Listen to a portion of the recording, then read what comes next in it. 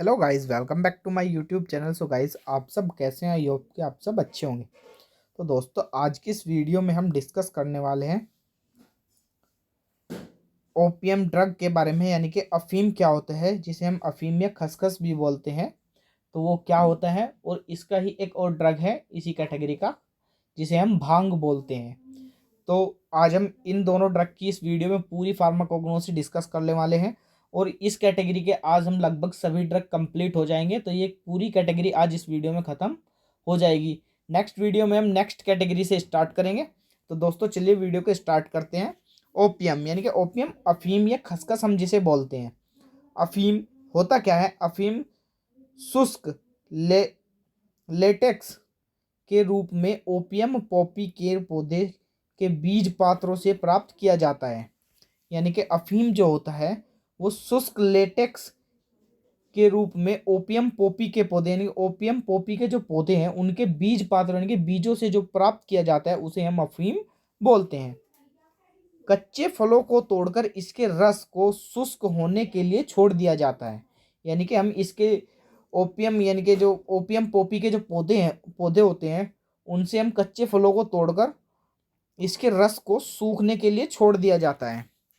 इसके बीज पत्रों की बाहरी सतह शुष्क रूप से सूत्रित हो जाती है, यानी कि सूख जाती है। यानी कि इसकी जो बाहरी सतह है कुछ समय बाद वह सूख जाती है। तो उससे प्राप्त लेटेक्स को अलग करके पीले भूरे रंग का पदार्थ प्राप्त किया जाता है, जो कि स्वाद में कड़वा होता है। विभिन्न प्रकार के एल्कलॉइड इसमें उपस्थित होते हैं, जैसे मॉर्फिन, कोडीन तथा पापावरीन इस लेटेक्स में उपस्थित होते हैं। यानी कि ये सब वहाँ पर उपस्थित होते हैं। सिनोनियम क्या होता है? अब हम अगर इसकी सिनोनियम की बात करें तो इसे हम अन्य किस नाम से हम जानते हैं वो हम देख लेते हैं। इसे हम कच्चा अफीम या अफीम का गोंद या अफीम के नाम से भी जाना जाता है। इसे तीन अन्य नाम से जानते हैं: कच्चा अफीम, अफीम का गोंद या अफीम के नाम से भी हम इसे जानते हैं। बायोलॉजिकल सोर्स की अगर हम बात करें, इसका बायोलॉजिकल सोर्स इसका क्या होता है वो हम देख लेते हैं। अफीम पौधे की अफीम कैप्सूल, अफीम खसखस या पापावरलिन से निकाली गई सूखी लेटेक्स होती है। यानी कि ये जो होती है अफीम पौधे की, यानी कि अफीम का जो पौधा है उसकी अफीम कैप्सूल या अफीम खसखस से जो निकाली गई सूखी लेटेक्स होती है, उसे यही उसका बायोलॉजिकल सोर्स होता है। फैमिली क्या होती है इसकी? इसकी फैमिली पापावरेसी होती है। यानी कि यह पापावरेसी कुल से संबंधित होता है। जोग्राफिकल सोर्स की हम बात करें, इसका जोग्राफिकल सोर्स इसका क्या होता है वो हम देख लेते हैं। अफीम को व्यावसायिक रूप से अफगानिस्तान, पाकिस्तान, यानी कि व्यापार के माध्यम से या व्यापार के लिए कहाँ पर किया जाता है?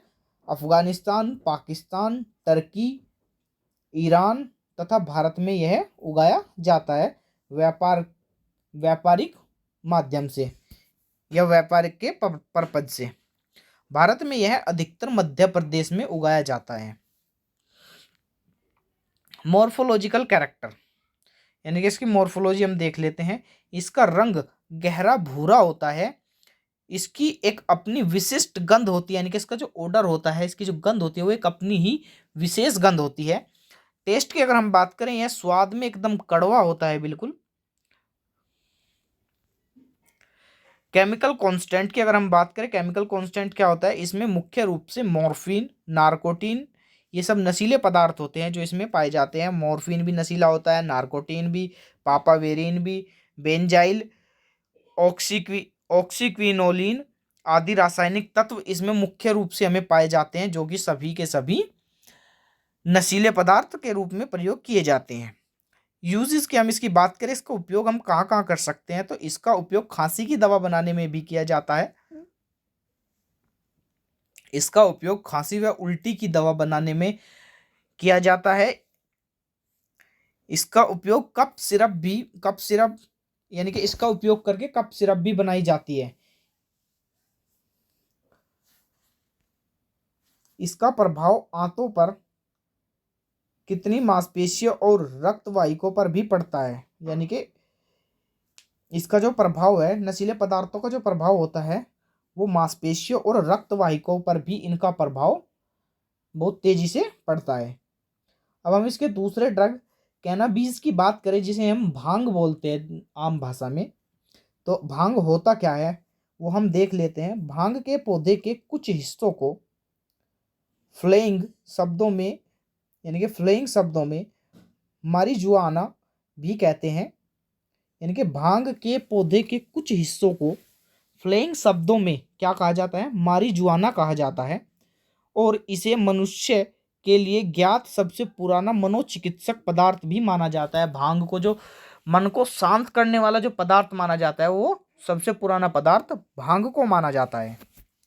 सिनोनियम की अगर हम बात करें इसकी, तो इसे हम भारतीय गांजा, गांजा और मारिजुआना के नाम से भी जानते हैं। इसे किन किन किन नाम से जानते हैं? एक तो इंडियन गांजा यानी कि भारतीय गांजा, या सिर्फ खाली गांजा, और मारिजुआना इस नाम से भी हम इसे जानते हैं। बायोलॉजिकल सोर्स की अगर हम इसकी बात करें, बायोलॉजिकल सोर्स क्या होता है इसका?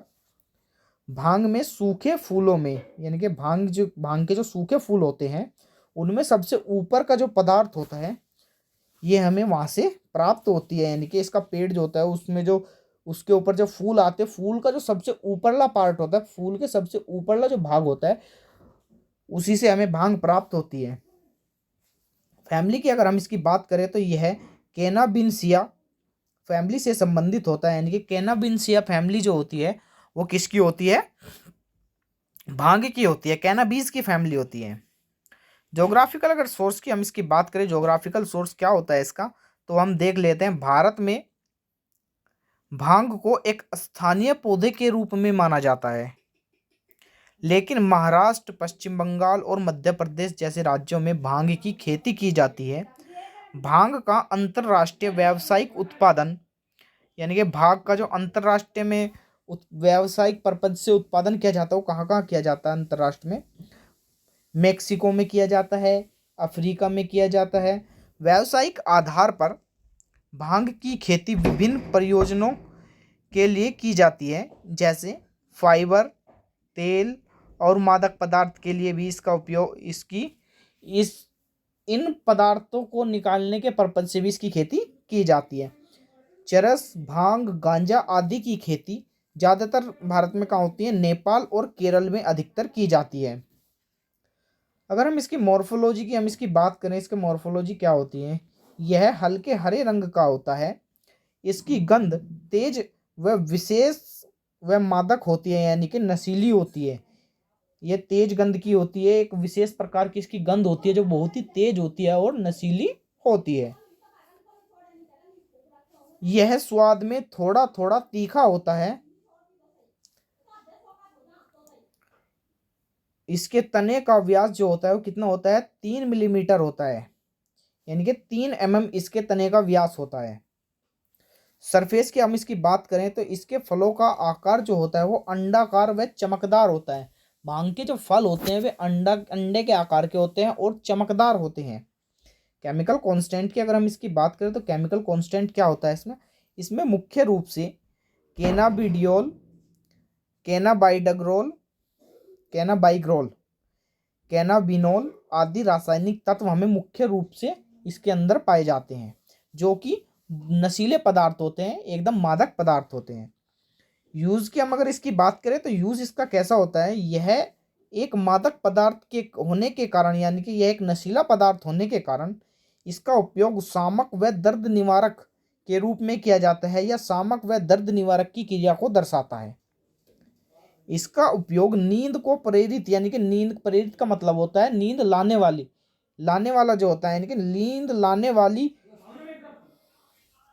के रूप में किया जाता है। इसका उपयोग नींद को प्रेरित करने के लिए किया जाता है, नींद को लाने के लिए किया जाता है इसका उपयोग भांग का। कभी कभी एंटीबैक्टीरियल एजेंट के रूप में भी इसका उपयोग किया जाता है। बैक्टीरिया को किल करने के लिए या बैक्टीरिया को मारने के लिए इसका उपयोग कभी कभी किया जाता है, बहुत ही कम मात्रा में।